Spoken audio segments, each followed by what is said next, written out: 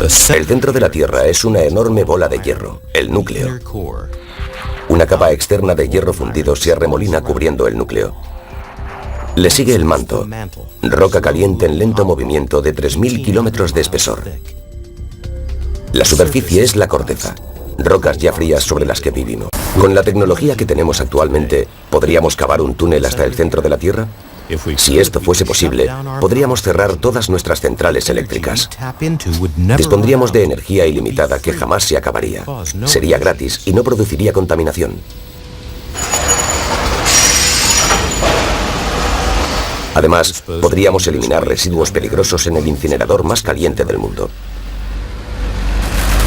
Enormes cantidades de minerales aguardan allí para ser traídas a la superficie. Hay suficiente oro para bañar el planeta con una capa hasta la altura de las rodillas.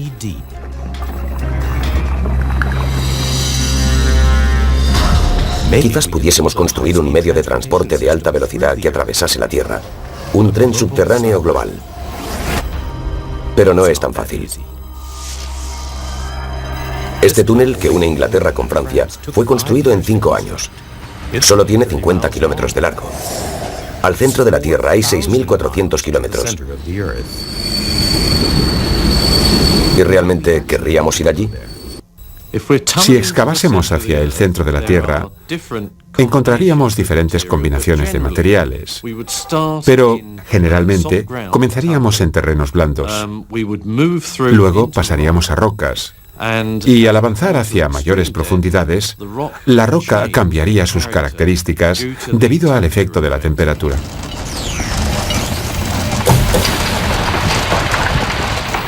Necesitaríamos usar un brazo con una cabeza cortadora con dientes de carburo de tungsteno para moler y destruir la roca. Los topos mecánicos más modernos avanzan 60 centímetros por hora. A esa velocidad, excavando las 24 horas, llevaría 1000 años llegar al centro de la Tierra. Tendríamos que diseñar un nuevo tipo de vehículo para transportarnos por el túnel. Quizás una cápsula capaz de soportar las condiciones extremas de las profundidades de la Tierra. Por cada kilómetro que avanzamos en profundidad, la temperatura se eleva 30 grados centígrados y eso causa problemas. La roca se vuelve blanda y dúctil como consecuencia del aumento de la temperatura. Pero el problema no es solo la temperatura. También hay una enorme presión allí abajo. Es en realidad un medio mucho más hostil que el espacio o las profundidades del océano.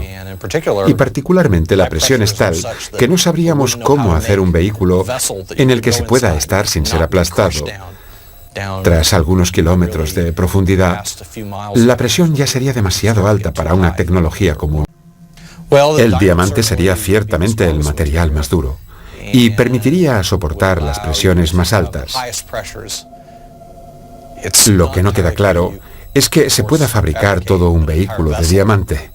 Sería algo muy interesante y de hecho útil si alguien pudiera resolverlo. Para que la cápsula aguante tendría que ser enfriada continuamente. Lo más difícil de superar es lograr eliminar el calor del vehículo. Así que la única manera de permanecer a tales temperaturas y extraer el calor sería quizás con tecnología de tubos de ánodos de carbono y fabricar una cuerda muy larga que acompañe la cápsula hasta el centro.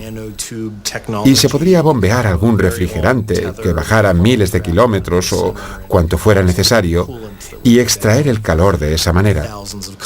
Pero sin un sistema de enfriamiento activo, no veo cómo podría hacerse.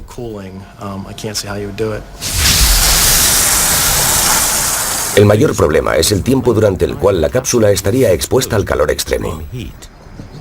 Sería como intentar construir una nave para ir a circundar el Sol. Habría una temperatura extremadamente alta. La tecnología nos ha llevado a la Luna, a 384.000 kilómetros de distancia por el espacio, pero tan solo hemos podido penetrar 11 kilómetros hacia el interior de la Tierra, apenas un 0,2% de su profundidad. Los volcanes son la fuente más rica de rocas de las profundidades de la Tierra. El más activo está en Hawái. Esto es lo más cerca que el hombre ha estado de una experiencia del centro de la Tierra. El volcán Kilauea. Es un claro ejemplo del calor y del poder oculto bajo la superficie de nuestro planeta. Este volcán ha estado escupiendo lava durante miles de años sin parar. Ha construido la isla él solo. Roca fundida, llamada magma, surge desde cerca del núcleo y se abre paso a través de la corteza. La corriente, conocida con el nombre de pluma, permite expulsar la presión del interior de la Tierra. Es como una válvula de seguridad. Sabemos que el vulcanismo de Hawái está causado por una pluma caliente que sube desde su interior. Esto ocurre porque el núcleo calienta el material en el fondo del manto. El núcleo puede tener unos 2000 grados centígrados más, y el calentamiento hace que sea menos denso y sube a través del manto. Un buen ejemplo es la lámpara de lava que se puede ver en algunos hogares. Son lámparas como esta que nos muestran lo que ocurre en el manto de la Tierra, la capa entre el núcleo y la corteza. La roca calentada por el núcleo sube, mientras que el material más frío desciende al interior.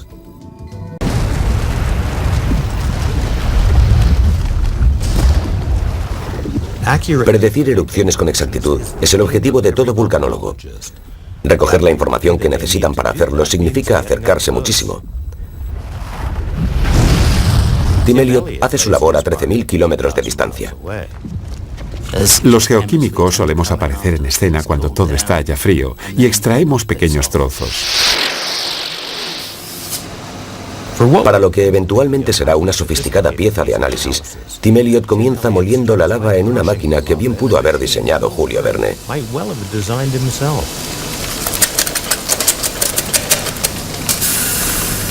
Lo primero que se hace es romper la lava en pequeños trozos.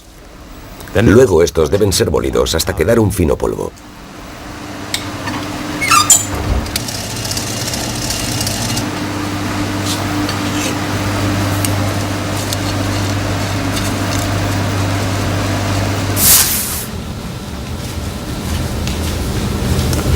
Luego el polvo es disuelto cuidadosamente en ácido fluorhídrico.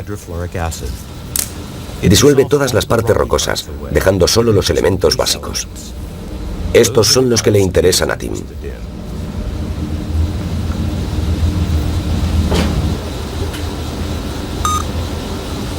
La muestra de lava es calentada y el ácido evaporado durante la noche. Cuando tenemos por separado el elemento que queremos, lo llevamos al espectrómetro de masas para saber su proporción de isótopos. No importa de dónde vengan dos muestras de un mismo elemento químico, serán idénticas químicamente. Pero ahora sabemos que pueden diferir físicamente. El núcleo de sus átomos difiere en peso. Un espectrómetro de masas puede diferenciar estos isótopos aparentemente iguales. Así sabe Tim exactamente de qué parte de la Tierra viene la muestra. El calcio y el titanio de esta indican que procede de una gran profundidad. Y eso quizá nos da la clave de que estas muestras vienen de una zona en el límite entre el núcleo y el manto, pero en lo que se refiere a exactitud de profundidad, hasta cierto punto debemos apoyarnos en los sismólogos. La sismología es similar a una ecografía, que puede mostrar a un bebé en gestación en el vientre de su madre. Al desplazarse el sonido a diferentes velocidades por los distintos tejidos de nuestro cuerpo, podemos crear una imagen. A diferencia de este ecógrafo que genera su propio sonido, la sismología depende de los sonidos naturales que aparecen cada 1 o 2 minutos.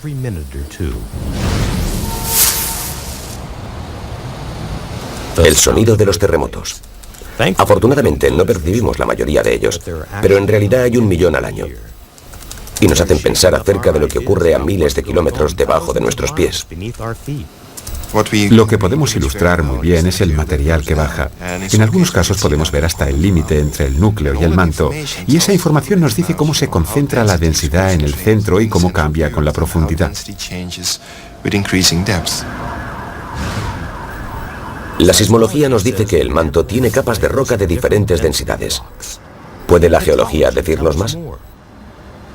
Los sismólogos miden las propiedades de las ondas sísmicas al pasar a través de la Tierra Y los geólogos, como yo, están realmente interesados en los detalles, los minerales que hay debajo. Sabemos de qué elementos se compone el manto porque tenemos muestras que han subido en erupciones volcánicas explosivas.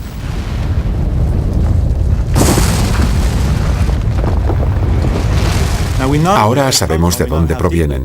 Sabemos de qué profundidad proceden porque los minerales contienen elementos como calcio y aluminio. Y la distribución de estos elementos entre los diferentes minerales depende de la presión. Entonces, simulando la presión, tomando una muestra como esta y sometiéndola a altas presiones y viendo cómo cambia la composición de los minerales al cambiar la presión, podemos retroceder y calcular de qué profundidad llegó. El yunque sobre el cual forja sus minerales está hecho de carburo de tungsteno, un material tan duro que lo usamos para hacer rocas. Coloca una pequeña muestra de roca en un tubo de cerámica, un horno en miniatura, y lo protege con una especie de muro. Los bloques tienen una forma especial para focalizar la fuerza que aplicará sobre ellos.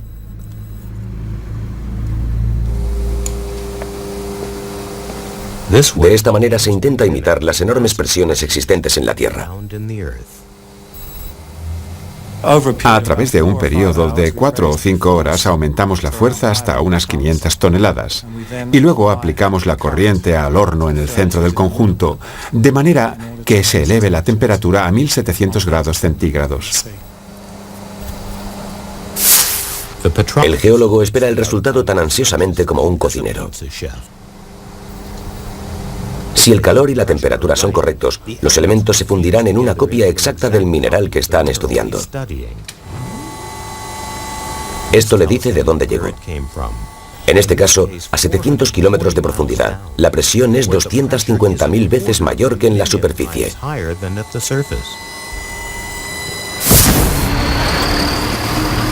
El calor y la presión estropearán nuestra máquina excavadora mucho antes de que llegue al centro de la Tierra. A solo 32 kilómetros de un viaje de 6.400 se derretiría.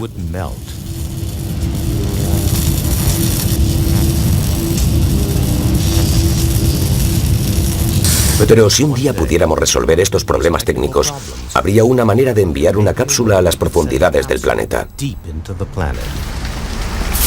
Tendríamos que neutralizar la fuerza más poderosa de la Tierra, la deriva continental. La teoría de la deriva continental, también llamada movimiento de placas tectónicas, fue finalmente aceptada por la ciencia en la década de los 60 del siglo XX, un siglo después de Julio Verne. Se dice que las masas terrestres que conocemos actualmente fueron en un principio un solo supercontinente. Este reposaba sobre placas que migraron a través del globo terráqueo.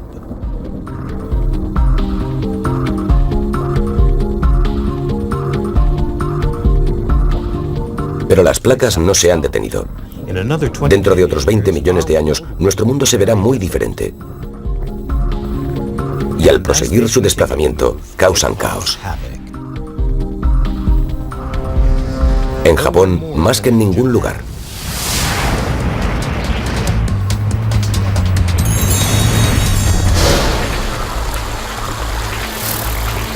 Todo parece sereno, pero bajo la superficie es diferente. La placa del Pacífico y Asia están chocando de frente.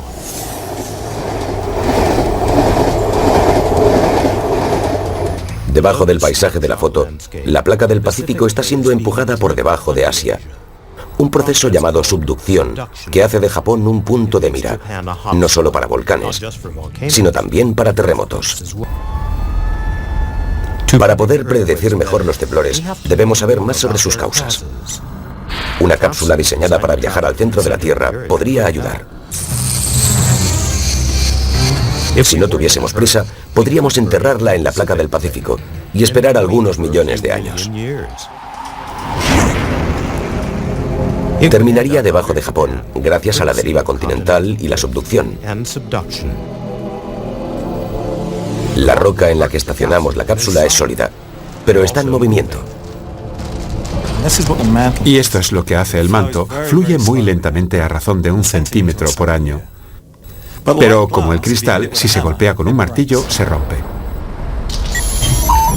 Y esto es lo que causa un terremoto. A 250 kilómetros de profundidad, una placa se mueve contra la otra. Se acumulan increíbles presiones hasta que un bloque se rompe y resbala.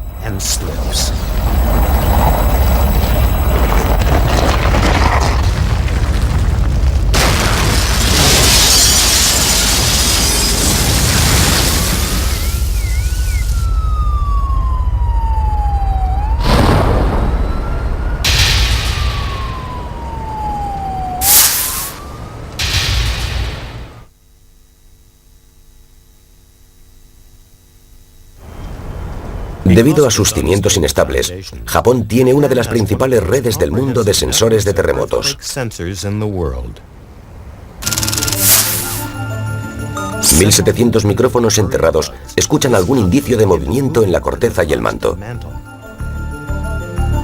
La información es enviada a un centro nacional de escucha que graba cada pequeño quejido de la Tierra.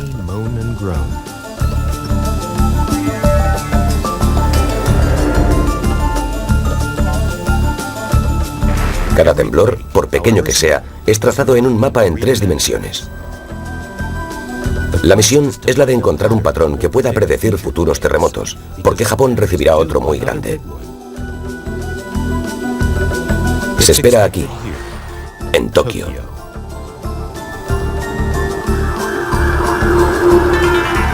Tokio tiene una población de más de 12 millones de habitantes. Cada 200 años esta zona es castigada con un enorme terremoto.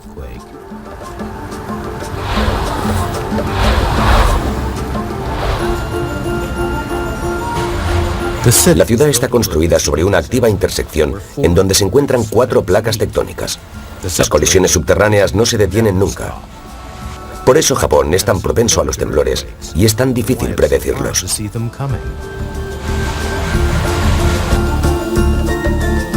Es un juego donde la apuesta es muy alta. Millones de personas podrían resultar heridas o muertas. Así que los científicos idearon un osado plan: agujerear las placas en cuestión. Es el proyecto JUJ. JUJ es un acrónimo inglés que significa Experimento Geocientífico de Taladrado Ultraprofundo de Japón. Es la creación de un agujero de 10 kilómetros de profundidad hasta la zona de subducción. La zona de acción del proyecto JUJ es muy activa y probablemente la temperatura podría ser mayor a 300 grados centígrados a una profundidad de 10 kilómetros.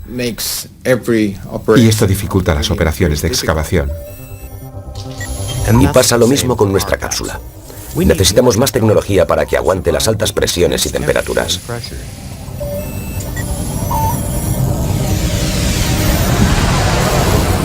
A 300 kilómetros de profundidad, la cápsula se aproxima al límite entre el manto y el núcleo.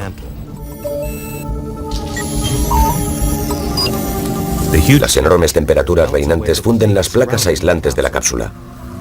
Ahora la cápsula debe liberarse de su protección y avanzar sola.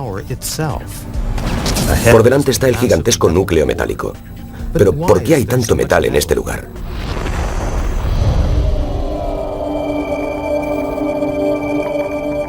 Hace 4.500 millones de años, un asteroide gigante chocó con nuestro planeta. El núcleo de hierro del asteroide se fundió, formando un océano de metal fundido en el centro de la Tierra. El manto exterior del núcleo es como un océano subterráneo. El hierro fundido es tan líquido como el agua y fluye alrededor del núcleo, formando grandes tormentas. Eso es lo que genera el magnetismo de la Tierra. Solo un 1% escapa. Lo suficiente como para formar un escudo a 60.000 kilómetros de la Tierra que la protege de los peligrosos vientos solares y rayos cósmicos. A veces lo podemos ver. Las auroras boreales y australes hacen una puesta en escena cuando fragmentos del Sol eléctricamente cargados colisionan con el campo magnético. Pero ¿cómo logra el manto generar tanta energía magnética? El campo magnético está cambiando. Y las mediciones demuestran que ha estado cambiando desde hace ya tiempo. Existen diversas técnicas que podemos usar para ver cómo está cambiando el campo magnético. Tenemos mediciones modernas de naves espaciales en órbita, precisamente para medir el campo magnético. Tenemos observatorios magnéticos permanentes ubicados en varios puntos del planeta que continuamente miden el campo magnético. Pero ese tipo de medición solo nos dice lo que sucede en un periodo de tiempo de décadas, quizá hasta un siglo, considerando el observatorio más antiguo. Pero el campo magnético está cambiando desde hace mucho más tiempo y necesitamos poder averiguar cómo ha cambiado a través de los siglos.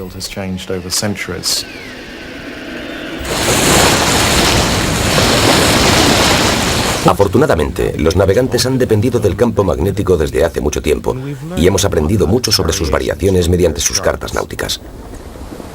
Y los cambios continúan. En la actualidad, el norte magnético está abandonando Canadá y se dirige al océano Ártico a una velocidad de 16 kilómetros por año.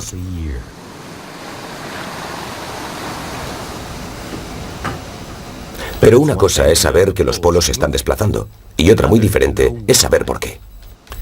El núcleo de la Tierra es hierro fundido, al menos la mayor parte, y el movimiento de ese conductor eléctrico puede crear lo que llamamos una dinamo. Pero los detalles de ese proceso, cómo funciona realmente, aún no son comprendidos perfectamente.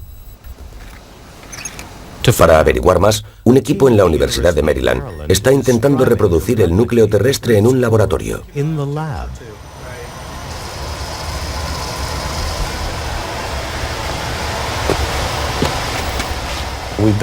Hemos estado construyendo una secuencia de experimentos progresivamente con mayores potencias para intentar obtener los mismos parámetros existentes en el manto exterior de la Tierra e intentar comprender cómo la Tierra genera su campo magnético. Hay en realidad tres preguntas básicas que estamos intentando comprender a través de los experimentos. Quisiéramos saber qué es lo que genera y cuál es la fuerza del campo magnético de la Tierra.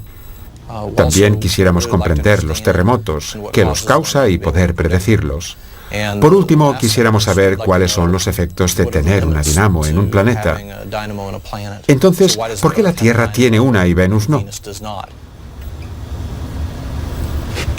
Preparado para girar a 10 RPS.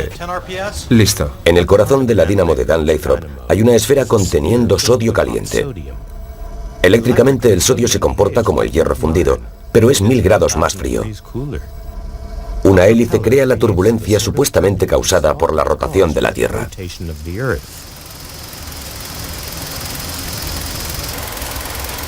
Hasta ahora, no han podido generar una cantidad estable de magnetismo, pero han notado que pequeños cambios de velocidad y temperatura afectan significativamente el campo magnético. ¿Hay alguna pérdida?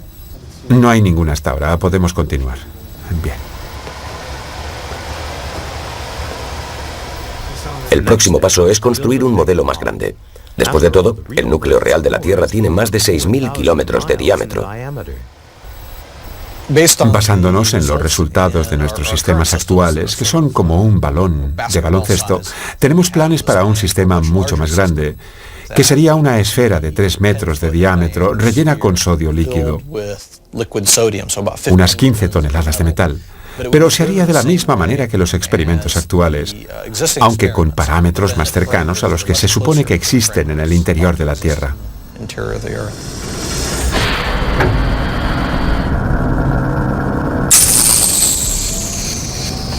La cápsula que construimos para el viaje al centro de la Tierra está impulsada por su propia potencia, después de viajar a bordo de una roca fundida.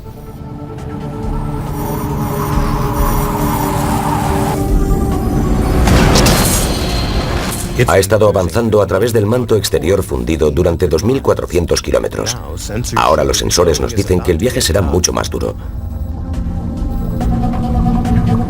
La cápsula debe cortar el sólido corazón de la Tierra.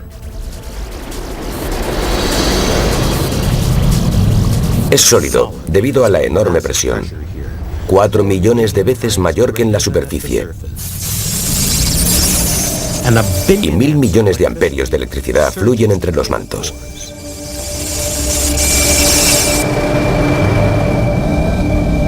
Al fin, este es nuestro destino, el centro de la Tierra, el único lugar del globo que no tiene gravedad.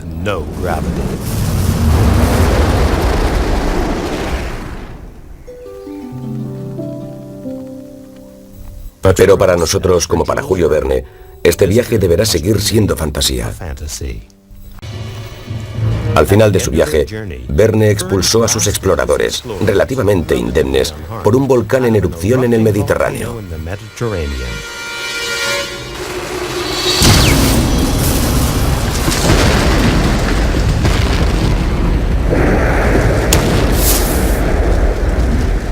Exactamente es así como la Tierra se recicla.